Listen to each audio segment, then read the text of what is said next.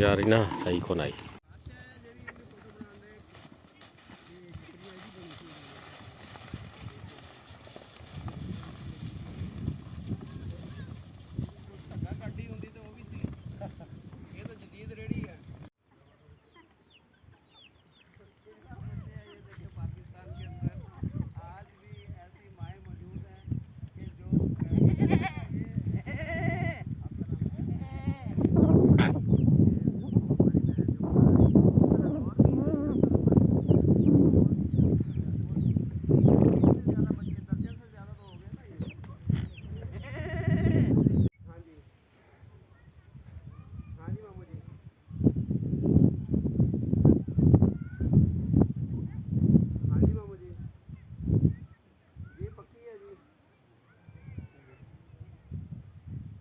बस ऐसे वीडियोस वगैरह वास्ते ही